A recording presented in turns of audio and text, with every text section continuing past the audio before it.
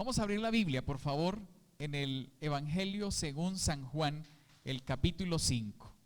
Vamos a hacer una corta oración cuando ustedes tengan su Biblia abierta allí en San Juan, capítulo 5. Padre Celestial, estudiaremos el mensaje de la palabra. Creemos y confiamos que el Espíritu Santo posa en nuestras vidas y tocará nuestras mentes y nos alimentará. Gracias, Señor, por ese mensaje que hoy nos dejas. En el nombre de Cristo Jesús. Amén, Señor. Amén. La historia del paralítico de Betesda, narrada en el capítulo 5 del Evangelio según San Juan, dice que había sucedido una fiesta, la fiesta de los judíos. Jesús sube a Jerusalén y en Jerusalén se encuentra cerca a la puerta de las ovejas, donde había un estanque que en hebreo se llamaba Betesda. ¿Recuerdan ustedes qué significa Betesda? Casa de misericordia. Y dice que tenía 5 pórticos y en ella yacían muchos enfermos. Eran ciegos, cojos, paralíticos. Mi versión, a partir del versículo 3, está entre corchetes. Seguramente en sus Biblias también. Dicen algunos escritores, algunos instructores de teología, que si está en corchetes es porque hay algunas dudas respecto a si en el original del griego estaba. Porque dice que esperaban el movimiento del agua, porque un ángel descendía al estanque de vez en cuando y agitaba el agua. Y el primero que descendía al estanque después del movimiento del agua quedaba sano de cualquier enfermedad que tuviera. Si usted compara con el resto de la Biblia, ahorita vamos a seguir leyendo, usted puede decir eso tan raro, ¿no? ¿Cómo así? Eso no era como más supersticioso, que el que llegara y fuera el primerito en tocar el agua, se salvaba, y el que no, entonces. ¿Y se imagina usted es un paralítico que llegara de segundo, de tercero? ¿Quién lo sacaba de allí? Y no era como una piscina de estas con todas las normas de seguridad, ¿no?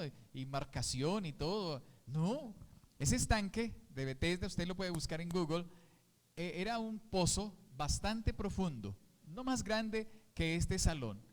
Hermanos, y las escaleritas para bajar, no, estas son el doble. Mire, uno tiene que bajar así pegado a la pared para poder llegar hasta donde estaba el agua. Imagínense ustedes que empieza a moverse el agua y alguien gritó, el agua se está moviendo, y ¡prum!, caen allá 10, 20, 30 entre ciegos y cojos y sordos y demás. Sería un bochorno. Leía qué pasaba y un guía nos explicaba que hay unas corrientes subterráneas porque el mar no está cerca. El mar no está cerca de ese lugar, pero que tienen cierto contenido de aire que hace que el agua se mueva, ¿sí? Que el agua se mueva. No hay otra explicación. Ellos creían, dice allí, que un ángel descendía de vez en cuando y agitaba el agua. Pero lo interesante es que este hombre, dice el versículo 5, ¿llevaba cuántos años allí enfermo? 38 largos y penosos años. Y dice además que cuando Jesús lo vio acostado, se enteró que llevaba ya mucho tiempo así, le hace una pregunta aparentemente muy obvia: ¿quieres ser sano? Tan obvia como cuando alguien se tropieza y se cae. Y uno pregunta, ¿se cayó? Sí, se cayó. No, estaba buscando un billete o buscando petróleo. Pero detrás de esa pregunta, aparentemente tan obvia, Jesús tenía un interés muy interesante sobre aquel hombre. Y es que Jesús no obliga a nadie a ser sanado, a ser curado de una situación mental, a rendirse a él y demás. No, Jesús no obliga a nadie. Sigue diciendo, el enfermo le responde, algo más tonto podríamos decir: Señor, no tengo a nadie que me meta en el estanque cuando el agua se agita y en lo que yo llego otro baja antes que yo. Él no sabía con quién estaba hablando. Si supiera, le hubiera dicho, pues Señor, claro, yo quiero ser sano, tú me puedes sanar. Si Jesús le hubiera dicho a un ciego, ¿quieres ver? Y el ciego le dijera, no, yo necesito un perro o un lazarillo o un bastoncito para guiarme. ¿Saben que a veces no le pedimos lo suficiente al Señor y le pedimos migajas, olvidando que estamos frente al Rey de los cielos, el Rey del universo? Versículo 8.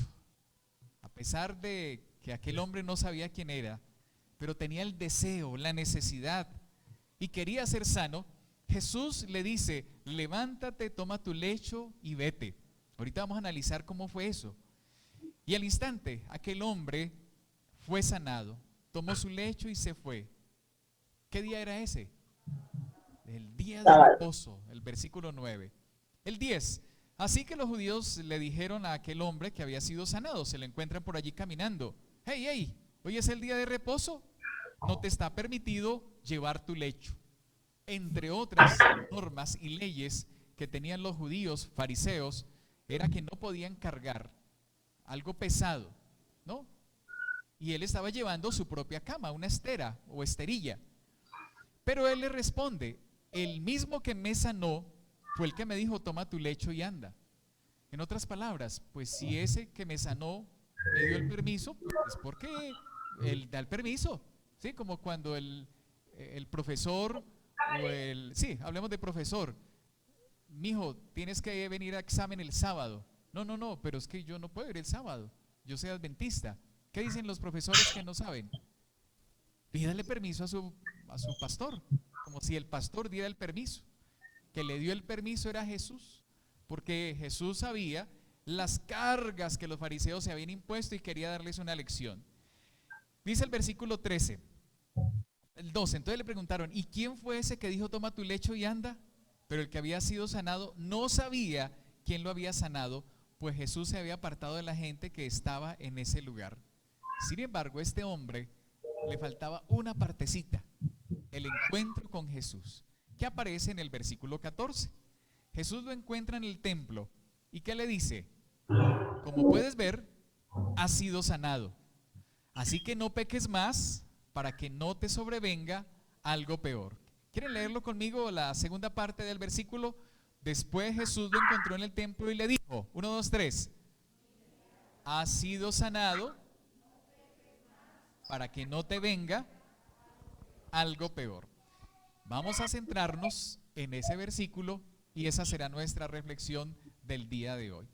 38 largos y penosos años, hermanos, resultado de su propio pecado, dice Elena de White, el Ministerio de Curación. ¿Qué cosa podría haber llevado a aquel hombre estuviera 38 largos y penosos años en una cama, paralítico?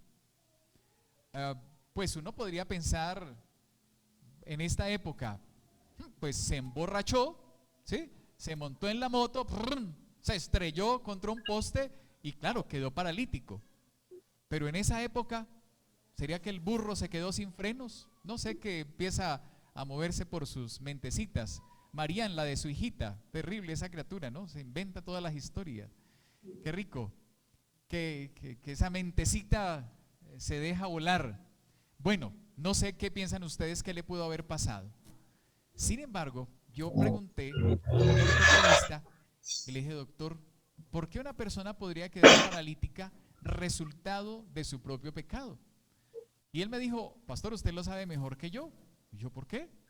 Dice: resultado de su propio pecado, una condición mental. Por mucho tiempo lleva no solamente una situación de ansiedad, de depresión, sino de desequilibrio mental, a tal punto que la persona puede perder movilidad, puede perder las habilidades que antes tenía y sumirse a un estado de parálisis, solamente por una condición mental. Terrible. Es que, hermanos, la mente tiene mucho poder. Si Elena de White dice que era resultado de su propio pecado, creámoslo. Si aquí el evangelista dice que estaba allí por tanto tiempo, creámoslo. Lo interesante de esto en el versículo 8 es que Jesús sencillamente aparece así y le dice: levántate, toma tu lecho y anda. 3 cositas fueron suficientes para ese milagro. ¿Cómo ocurrió? Leo lo que dice Ministerio de Curación, página 56. Dice: creyó en la palabra de Cristo. Así es que suceden los milagros. Si usted quiere un milagro hoy, Si usted está esperando un milagro hoy, el paralítico creyó en la palabra de Cristo, creyó que había sido sanado, hizo el esfuerzo, porque es que uno tiene que hacer una fuercita. Dios le dio la fuerza, quiso andar y el resultado anduvo, así de sencillo. Si usted dice, pero no, es que eso no me deja satisfecho. No, es que los milagros son eso, milagros son eso, milagros. Inician con creer en la palabra de Cristo. Varias lecciones encuentro yo de esta historia. La primera de ellas es que Jesús se compadece de nuestra condición lastimera. Jesús no se alegra, por más que sea una consecuencia de nuestros malos actos, el que estemos pasando una situación difícil. Y no nos señala, jaja, te lo mereces, estás pasando por una situación resultado, consecuencia de lo que tú has hecho. Y se burla de nosotros allá. No nos imaginemos a un Dios así. Jesús se duele por ese dolor que nos hemos causado a nosotros mismos. Una segunda lección que yo encuentro en esta historia es que no importa cuánto tiempo hayas estado preso o esclavo del pecado, Jesús puede y quiere liberarte. Amén. Mi tercera lección del deseo de toda la gente es la página 225. Nadie ha caído tan bajo, nadie es tan vil que no pueda hallar liberación en Cristo Jesús. En un lugar lejos de aquí y cerca de allá, para que no echen cálculos, en una cárcel conocí un hombre que purgaba una pena de 25 años. Y 25 años se purgan por algo muy malo, no solo por vestirse de nazi. Bueno, hablando de noticias de esta semana, no. Había hecho algo malo. Él era agente de la policía y estaba en un patio especial de máxima seguridad. Cuando lo visitamos y lo atendimos con un gran amigo, pastor, que recuerdo con mucho cariño, Sandrita, el hombre aceptó a Jesús como salvador personal. Fue bautizado en una caneca bajo los gritos, improperios y vulgaridades que desde las rejas de los otros patios sus compañeros gritaban. ¿Crees que con eso vas a enterrar los muchos muertos que tienes encima? Se hizo el bautismo. Y lo interesante de esto es que sábado tras sábado su celda, en un patio de máxima seguridad, teníamos que cruzar por lo menos 8 rejas para poder llegar hasta donde él estaba, se convirtieron en un santuario, un lugar donde 15 personas se reunían para escuchar la palabra de Dios. Muchos resultados se vieron de esas reuniones, pero una llamada un día de aquel hombre y me dice: pastor, le habla fulano de tal. Hermano, ¿y usted de dónde me está llamando? Pues aquí, pastor, todavía encerradito, pero para contarle que ya voy a tener libertad condicional el próximo mes. ¿Y qué va a hacer? Voy para mi casa, con mi esposa, con mis hijos. Una siguiente llamada, para resumir la historia, después de un buen tiempo, fue: pastor, estoy en la iglesia, me he bautizado y soy anciano de iglesia. Por eso no le dije dónde era.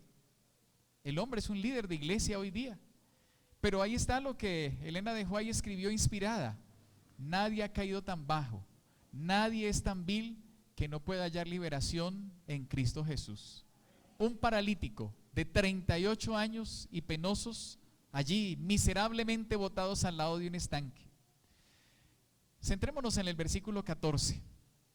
3 importantes lecciones. La primera, cuando le dice: has sido sanado y no sigas pecando más para que no te venga algo peor, es que Jesús, ese mismo Jesús que te sana, es el mismo Jesús que te invita, que te ordena no seguir pecando más. Es tan cristocéntrico hablar del perdón de los pecados como hablar de la victoria. Lo explico de la siguiente manera. Muchas veces creemos o nos gusta que el predicador predique solo del amor de Dios. Oh, pastor, predique del amor. Ah, el amor de Dios es maravilloso y amén y preach. Pero cuando ven un predicador que nos amonesta y nos dice, hermanos, no sigamos pecando más. Ay, no me gusta que me regañen, déjeme, eso es mi vida. Pues el ejemplo que yo veo acá, en esta historia de San Juan 5, es que es tan cristocéntrico hablar del perdón como hablar de la victoria sobre los pecados. Y Jesús nos llama a eso. Jesús nos invita a que nos liberemos de esa carga del pecado. Una segunda lección es que es al sanado o al salvado, al que ya asiste allí al templo, a quien Jesús le ordena no pecar más. Cuando Jesús lo encuentra en el estanque de Betesda, la casa de misericordia, Jesús le hace un llamado y le dice, ven acá, levántate. Pero cuando se lo encuentra en el templo, ahora ya le hace una amonestación: mijito, usted ya fue sanado, no sigas pecando más. Si usted se encuentra un borracho en la calle, usted tiene compasión con él, usted no va a llegar de una vez, mire, acepte a Jesús, arrepiéntase. El borracho lo único que le interesa es beber más. Pero si usted lo logra rescatar de allí y bañadito y en su sano juicio, lo tiene allí captando la atención por unos minutos, usted le puede hacer una invitación. Hombre, mira a tu familia, mira a tus hijos, mira el riesgo que tú corres, tu salud, etcétera. Tercero, la verdadera razón para no pecar más. ¿Cuál será? ¿Que a Jesús se le acabó la perdonadera? ¿Qué dice el versículo 14? Para que no te venga algo peor. ¿Recuerdan ustedes? Primera de Juan capítulo 2, versículo 1. No lo busquen en la Biblia porque ustedes lo saben de memoria. Yo empiezo y ustedes lo siguen. ¿Listos? Hijitos míos, estas cosas os escribo para que no pequéis. Y si alguno hubiere pecado, abogado tenemos para con el Padre, a Jesucristo el justo. Amén. Hermanos, Jesús hizo provisión para aquel que caiga. Pero también nos está diciendo, hijitos míos, este evangelio que escuchan ustedes hoy, 20 de noviembre, es para que no sigan pecando más, para que no pequéis más. Pero si ustedes mañana, 21 de noviembre, vuelven y caen, recuerden que tienen un abogado que es Cristo Jesús. Una linda promesa para mañana, por la mañana. Lamentaciones 3:23. Nuevas son cada mañana las misericordias de nuestro Dios. Cuando te levantes, mira al cielo y dile: Señor, gracias, amanecí con vida. Gracias porque aunque este COVID no se ha ido y esta pandemia continúa, podamos salir rápido de esto, podamos decir: Señor, gracias porque tú me sostienes y me salvas. Vamos a la segunda y última parte de nuestra historia, de nuestro estudio de hoy. Y vamos a resolver 3 preguntas. ¿Qué será lo que Dios nos quiere evitar? ¿Cuáles son esas cosas peores que dice allí el versículo 14? Que Jesús le dice: no peques más para que no te venga alguna cosa peor. ¿Y por qué será que Dios nos dice que no pequemos más? Vamos a ver 6 asuntos que Dios nos quiere evitar, que Dios nos quiere advertir que suceden cuando seguimos pecando, a pesar de que conocemos la historia, a pesar de que conocemos una verdad. ¿Qué es lo que Dios nos quiere evitar? ¿Por qué no quiere que sigamos pecando más? Número 1, San Juan capítulo 8, versículo 34. San Juan 8:34. Y quiero tener la participación de ustedes, amigos queridos, hermanos, ya que estamos en un medio aquí muy pedagógico y didáctico. Yo lo tengo aquí en mi Biblia también, pero quiero que ustedes lo lean. Quien lo encuentre primero se pone de pie o desde donde está lo lee. San Juan 8:34.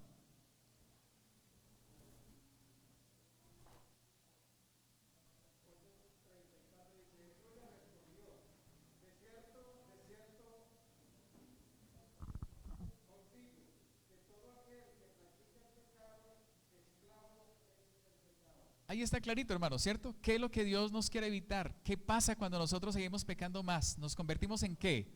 Esclavos del pecado. Enrique Cheich, un escritor chileno, escritor de un libro muy bonito, no sé si ustedes lo han leído, que se llama, sí, a pesar de todo, qué linda es la vida.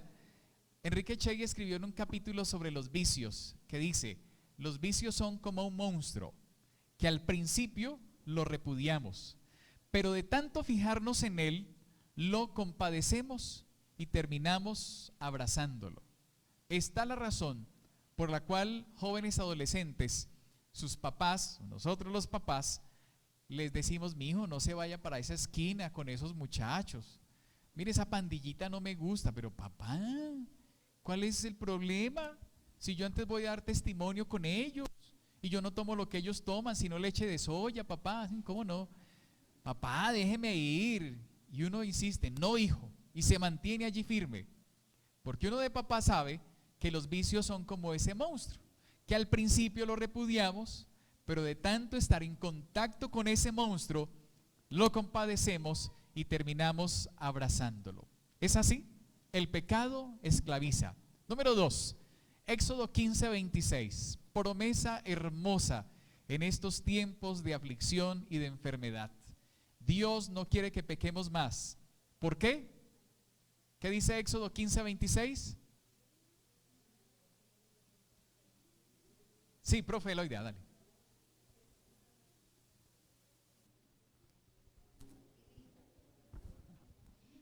Y dijo: si oyereis atentamente la voz de Jehová tu Dios, e hicieres lo recto delante de sus ojos, y dieres oído a sus mandamientos, y guardares todos sus estatutos, ninguna enfermedad de las que envié a los egipcios te enviaré a ti, porque yo soy Jehová tu sanador. Amén. Muchas gracias, profe.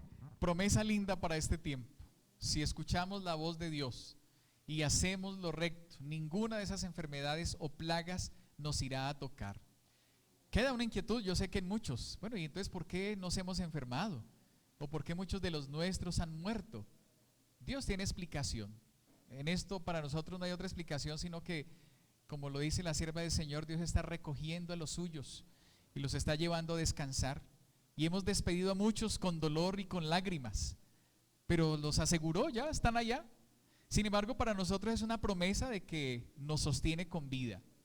Dios no quiere que nosotros sigamos pecando más, porque el pecado enferma, hermanos. El pecado nos enferma. Tiempo de reflexión. ¿Será que algunas de las enfermedades o achaques que llaman los abuelos, las abuelas sobre todo, son consecuencia de algunos malos hábitos que tuvimos en la adolescencia o en la juventud? En la época donde decíamos: no, eso no me pasa nada. Yo me puedo quedar hasta las 12 de la noche, me como un plato de frijoles y eso no me pasa nada. ¿Será que ya en el cuarto piso eso empieza como a causarnos algo de molestia? ¿Será que el mal uso de ciertos dispositivos después de un tiempo nos hacen usar estos cuadros? ¿Qué será? Analicemos simplemente a manera de reflexión. Tercero, Isaías 57:21. Dios nos advierte a través de Isaías 57:21 que si nosotros seguimos pecando, algo va a pasar. ¿Qué será? No hay paz. Dice allí: no hay paz, dice el Señor, ¿para quiénes? Para los impíos, para los que siguen pecando. No hay paz. Sin embargo, el Salmo 119:165 dice: mucha paz hay para los que aman tu ley, no hay para ellos tropiezo. La dicha, la paz y la felicidad no está en el dinero.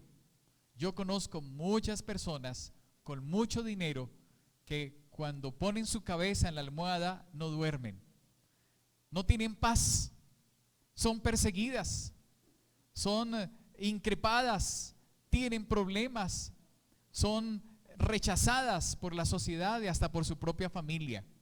No hay paz. Solo hay paz para los que aman la ley de Jehová. Cuarto, aquí hay un texto largote que se los dejo de tareas. El capítulo 11 del segundo libro de Samuel. ¿Recuerdan ustedes la historia que está allí contenida?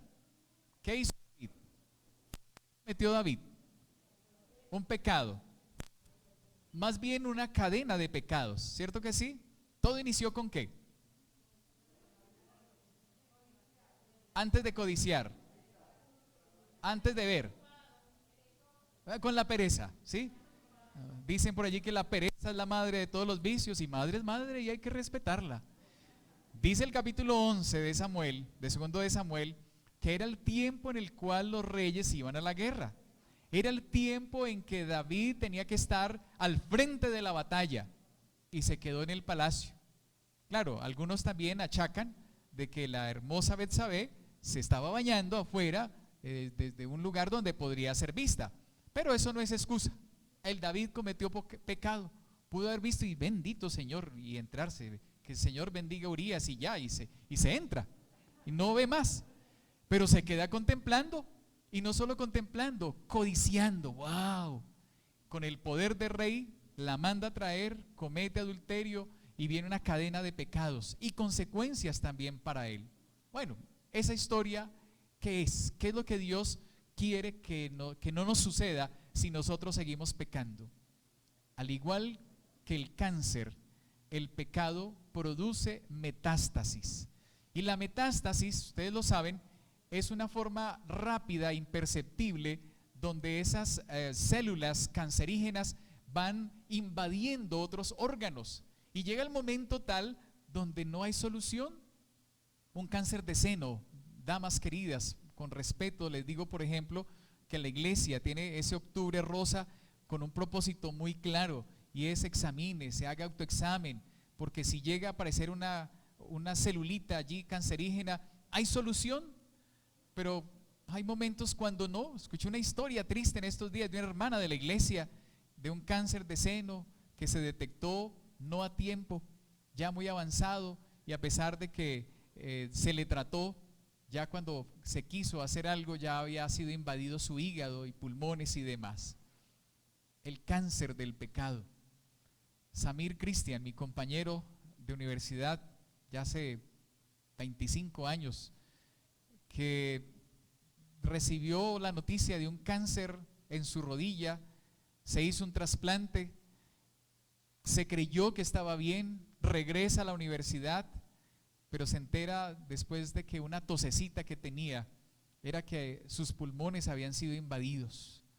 Samir fue graduado honoris causa unos meses antes de terminar el año, regresa a Venezuela de donde era, y un sábado, cual fue su pedido, Samir descansó, pero dejó un libro, precisamente La metástasis del pecado, donde él habla de esto. No permitamos llegar a esos estados. Si hay algo que entendemos en nuestra vida que está corrompiendo nuestro ser, cortémoslo a tiempo, no permitamos llegar allí. Joyas de los testimonios, dice: un pecado conduce a otro, y el segundo prepara el camino para el tercero, y así sucesivamente. Quinto, Romanos 6:23, ustedes lo saben de memoria, no lo busquen, ¿sí? ¿Qué nos quiere evitar nuestro Señor cuando nos dice no sigas pecando más? ¿Qué produce el pecado? La muerte. ¿Sí? La paga del pecado es la muerte, y es la muerte eterna, donde ya no hay otra salida. Sin embargo, ¿saben que ese es uno de los versículos más bonitos de la Biblia? Y nos lo leemos solamente hasta la mitad. ¿Cómo termina ese versículo? Diciendo: mas la dádiva de Dios es vida eterna en Cristo Jesús. Hermanos, no olvidemos ese regalo maravilloso que Dios nos tiene, y es que Jesús dio su vida por nosotros. Sexto y último, Mateo 12, 31 y 32. Ese sí lo vamos a leer, por favor. ¿Quién desea leerlo para alcanzarle el micrófono? Porque es algo terrible, profe. Por tanto os digo, todo pecado y blasfemia será perdonado a los hombres, mas la blasfemia contra el Espíritu no le será perdonada. A cualquiera que dijera alguna palabra contra el Hijo del Hombre, le será perdonada. Pero el que hable contra el Espíritu Santo no le será perdonado ni en este siglo ni en el venidero. Gracias, profe. Cuando Jesús se encuentra con este paralítico, Jesús le advierte, le dice: mire, no sigas pecando más, porque una de las consecuencias terribles que suceden en el cristiano es que el Espíritu Santo se aleja y deja de impresionar. Se le puede perdonar todo pecado, menos la blasfemia contra el Espíritu Santo. Charles Stanley, un escritor cristiano, en su libro Tentado no cedas, escribió lo siguiente: cada vez que los creyentes reconocen que hay pecado en sus vidas y sin embargo no hacen nada al respecto, se vuelven menos sensibles a la dirección del Espíritu Santo. Finalmente llegan al lugar cuando no sienten ninguna convicción de pecado. ¡Wow! Esto es de lo terrible, ¿no? Esto es de lo más terrible. Donde el Espíritu Santo ya no tiene cabida, donde el Espíritu Santo ya no puede obrar, donde el Espíritu Santo ya si toca y toca, no se escucha. ¿Pero qué hay de malo en eso? ¿Cuál es el problema?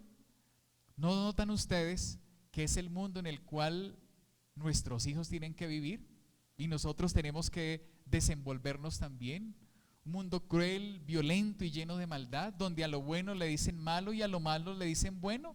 Pero ¿cuál es el problema? Hombre con hombre o mujer con mujer o viceversa, y en sentido contrario, como decía la filósofa antioqueña aquella. ¿Cuál es el problema de que mi hija se acueste con su novio? ¿Cuál es el problema con tal que no tenga hijos? ¿Cuál es el problema en matar ese perro que me ladró? ¿Sí? En acuchillar a alguien para que me entregue el reloj. Hermanos, tantas cosas que vimos en esta sociedad, y Nacho, que tendremos que conducir a nuestros hijitos por allí, es terrible. Por eso, ese tema de endurecer nuestros corazones al llamado de Dios es un tema bastante difícil, que el mismo Jesús le advirtió a aquel paralítico, o no, ex paralítico, ¿sí? El ex paralítico de Betesda, y que le dijo: mira, no sigas pecando más. Un texto de Patriarcas y Profetas, página 337. El libro de la vida contiene los nombres de todos los que entraron alguna vez en el servicio de Dios. Si alguno de estos se aparta de él y mediante una obstinada insistencia en el pecado se endurece finalmente contra las influencias del Espíritu Santo, su nombre será raído del libro de la vida en el día del juicio y será condenado a la destrucción. Temamos seguir pecando, temamos seguir endureciendo nuestros corazones, temamos cerrarle la puerta a esa voz del Espíritu Santo, y más bien permitámosle a Él que nuestras vidas sean transformadas. Permitámosle que al Señor haga ese milagro de levantarnos, de restaurarnos, de sanarnos de esa parálisis espiritual. No sé cuántos años llevamos nosotros endureciendo un corazón. No sé cuántos años llevamos cerrando nuestros ojos al verdadero Jesús, que puede sanar, que puede salvar, que nos puede restaurar. Hermano, no sé cuánto tiempo llevamos simplemente pidiéndole a Dios pañitos de agua tibia en nuestra vida, teniendo Él toda la oportunidad para transformar, para bendecir nuestras vidas. Aquel paralítico recibió no solamente la sanidad, sino la salvación. Recibió la palabra, recibió el evangelio y recibió el llamado del mismo Dios. Un Dios que le invita a ser transformado, a un Dios que le invita a ser bendecido. Yo quiero saber si hay alguien en esta mañana que no solamente quiere pedirle perdón a Dios por sus pecados, sino que también quiere pedirle la victoria sobre los pecados. Son dos cosas diferentes, ¿no? Perdón de los pecados: Señor, perdóname, amén, gracias, amén, aleluya. Pero victoria es: Señor, ayúdame a superar aquellas cosas que tú conoces que soy duro. Señor, ayúdame a reconocer que en mi vida, ¿qué es lo que está fallando? Ayúdame a reconocer, Señor, qué son aquellas cosas que están impidiendo tener una restauración completa, una restauración total. Hay alguien en esta mañana que quiere ponerse de pie y decirle: Señor, aquí estoy, sáname, transfórmame. No quiero ser más ese paralítico, no quiero ser más ese hombre que pide limosnas espirituales, ¿no? Yo quiero vivir ahora en una completa sanidad, en una completa santidad. Gloria al Señor. Vamos a orar y cantaremos el himno final. Padre Celestial, junto con mis hermanos de la Iglesia de la Fe, presentes y también de manera virtual, hoy aceptamos el llamado que nos haces, el llamado de buscar transformar nuestras vidas solamente por la gracia y la justicia de Cristo Jesús. Que esa mano sanadora que se posó sobre aquel paralítico en el estanque de Betesda también pueda posarse en nuestras vidas. Y hoy nosotros, Señor, podamos levantarnos de aquella parálisis de tantos años y caminar de tu lado, no soltarnos de tu mano, Señor. Queremos conducir a nuestros hijitos, queremos conducirlos por un camino seguro. Hemos analizado las advertencias que nos haces a través de tu palabra del por qué no tenemos o podemos seguir pecando más. Son terribles, Señor, estas consecuencias. No las queremos vivir ni en nuestras vidas ni en las de nuestros hijos.